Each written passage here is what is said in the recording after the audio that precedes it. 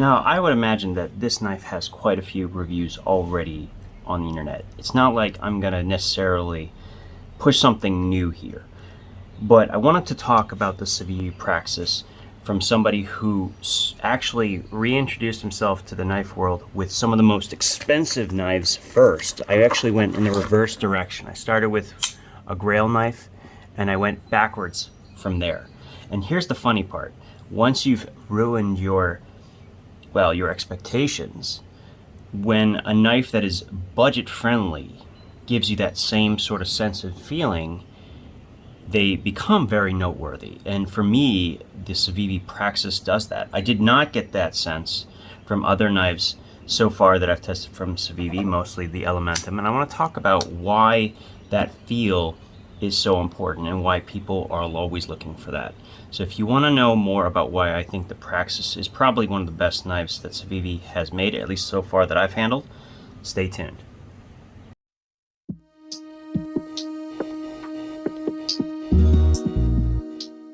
Alright, so let's get some stats out of the way, shall we? Here's a little size comparison to the Elementum. This is the small, very, very popular knife by Civivi. And both are in a belt satin finish. Excuse me, let me clean that. Beautiful, beautiful knives. These absolutely just glisten. And I've been sort of a Stonewashed fan for a long time, but I have to tell you, especially on this knife, it's definitely something that makes me want to always get a satin finish because it just is very satisfying.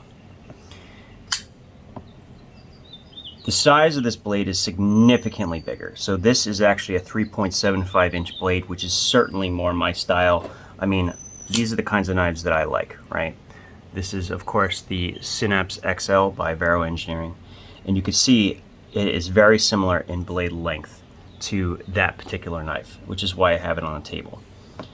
When I got the Elementum, I got them as part of a trade, and honestly, small knives, they just don't do it for me. When I think of knives under 3 inches, they usually end up on multi-tools. Those are where I carry knives of that size. So when I got the Civivi Praxis on loan, thank you to the gentleman who I'm listing here, I was really surprised just how good it really is. The action is phenomenal. It's on bearings, and just the fit and finish is really more than I would ever expect from a knife that ranges between $36 and $46, depending on the timing and the design. Really just about everything on this is phenomenal. You have recessed screws, so you can actually use this as a true deep carry pocket clip. You have G10 liners, ball bearings. The steel on this is 9CR, and actually that is pretty good for what I want it specifically. I'm kind of glad this is not D2. I would actually like it less, because what I want these knives for usually when they're this big is for food related tasks, and as you will see in a video in a few seconds, that's a very good purpose for this knife. When everyone thinks Civivi, a lot of times the Elementum is the first one that comes up, but from everything I've seen on the internet, this is a crowd favorite. At its price point, it's almost unmatchable. 9CR is a particularly good steel for this type of task, where you want the kind of corrosion resistance that is going to keep the tool from getting spotty after just a little bit of work. D2, oi, D2 is a nightmare when it comes to spotting on rust, and it's something I would rather sharpen a knife always than deal with rust spots. It is not something I appreciate. And yeah, I know people will say, go ahead and use some oil on it, but that's not preferable if I can avoid it. Especially when we have available steels that actually can hold up to this type of task without getting all spotty. And this 9CR does a decent job. I would love to see it in 14C28. If they ever do come out with it, this will be the fastest purchase imaginable. But even with its current steel, it's excellent.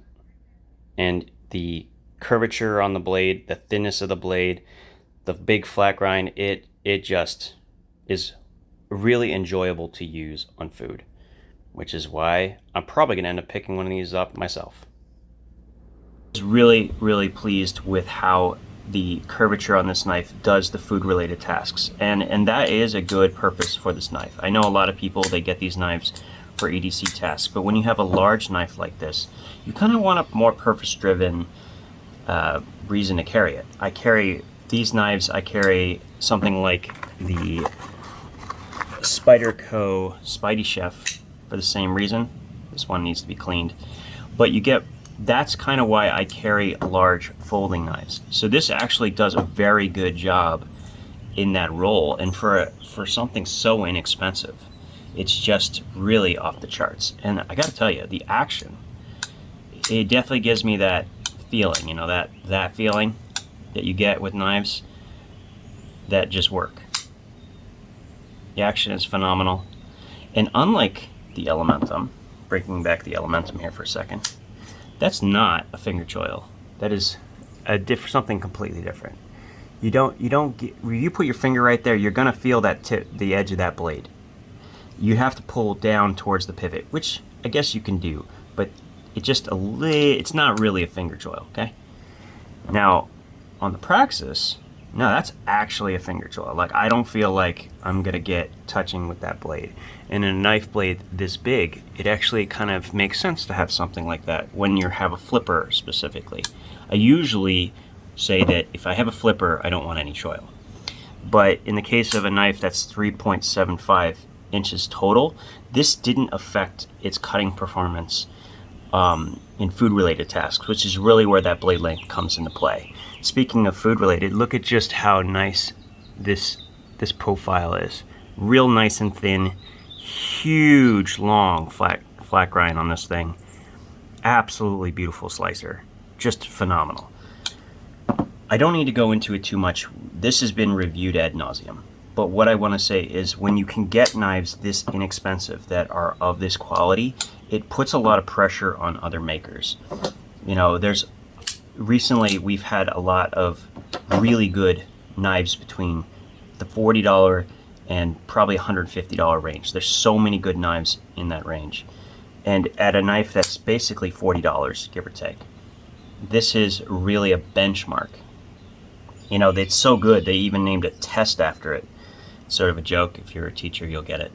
But the point is that this is certainly a metric that I will use for a long time to determine how good a knife actually is at a certain price point. At $40, I think this is certainly the knife I would choose as my metric. Let's go from there. Thank you for letting me borrow it, and yeah, I didn't think I was going to have such an enjoyable experience, but this knife really did change my mind. So, thanks again. Thanks for stopping in, and we'll talk again soon.